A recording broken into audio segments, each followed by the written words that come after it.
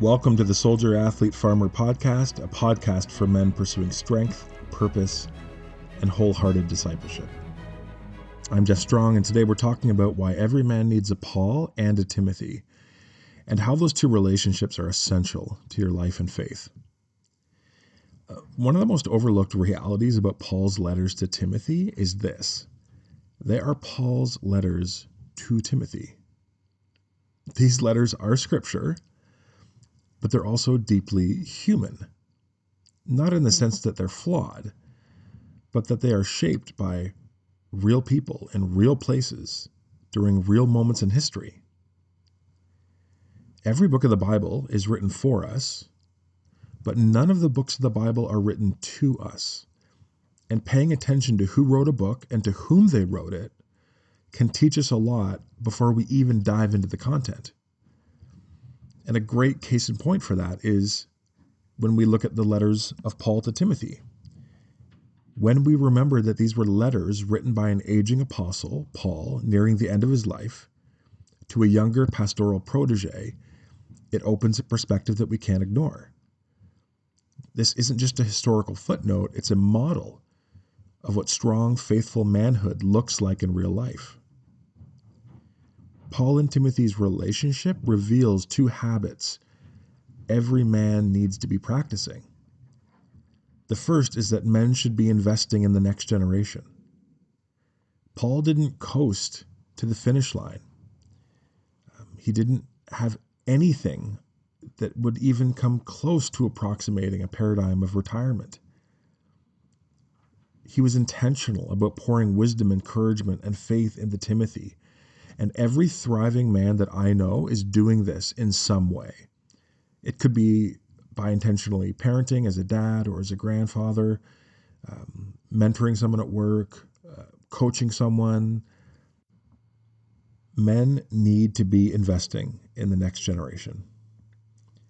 And the second habit is that men need to remain open and teachable and learning from those who are older and more experienced than them. Timothy wasn't a self-made man. He humbly received guidance and correction. Proverbs says, "Let the wise listen and add to their learning, and let the discerning get guidance." And that pursuit doesn't end somewhere in our 20s. That's a lifelong pursuit. If we neglect these things, we pay a significant cost as men. Right? If we ignore the first habit of mentoring others, of investing intentionally into the next generation, purposelessness creeps in. Life becomes really siloed and self-focused. But soldiers don't fight alone, and athletes don't compete alone, and farmers don't harvest alone.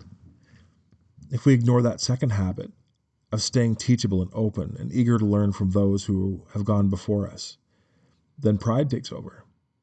Right? We stop growing, we stagnate, and when you stop growing and maturing, it's a terrible feeling. It does feel like parts of you are dying inside. There's a vitality that comes from staying open and teachable. And that's why Paul leans on metaphors like soldier, athlete, and farmer, because none of them thrive in isolation. They embrace training, they seek wisdom from those around them, but even in their own way, they're also investing in those beneath them, coming up the ranks, so to speak. Soldiers are training others under their command. Athletes are mentoring younger team members. Farmers are teaching the children who will one day inherit the farm.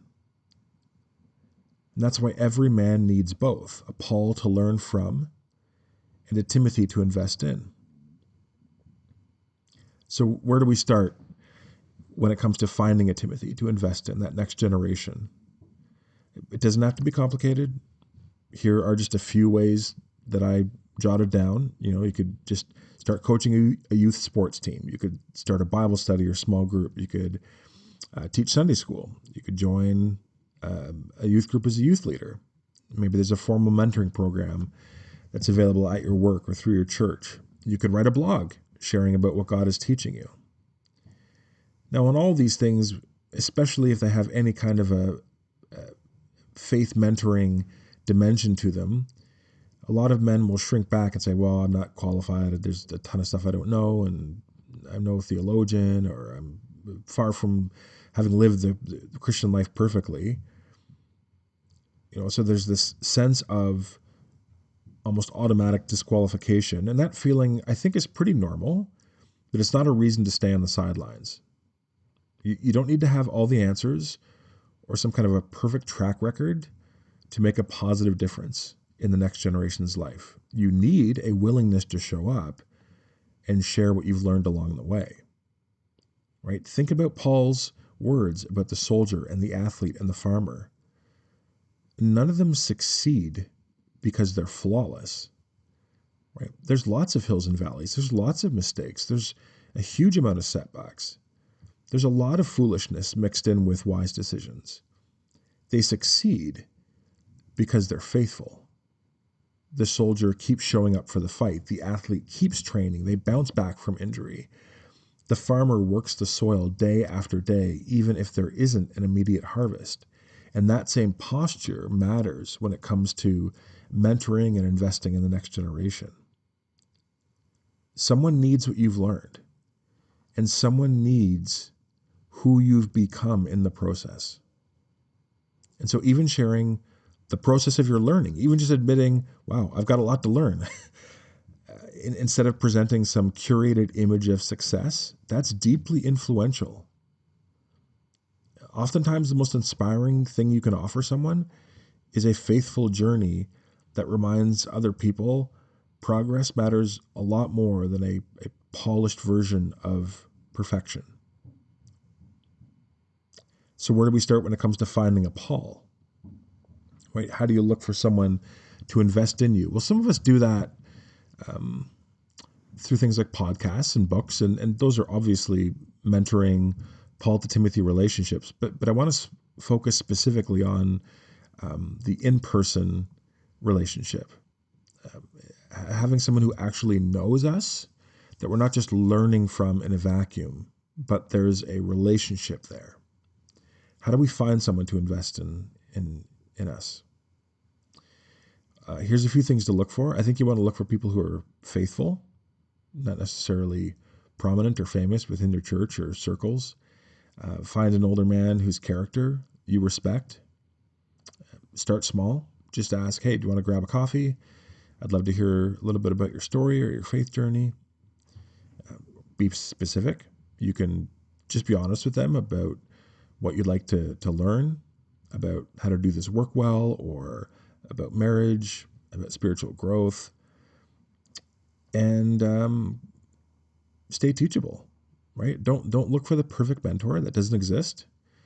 Look for someone ahead of you who's willing to share honestly, that you're willing to journey with as they continue to grow and experience victories and setbacks.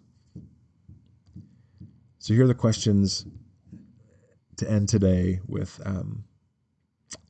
who are you investing in? Who's investing in your life?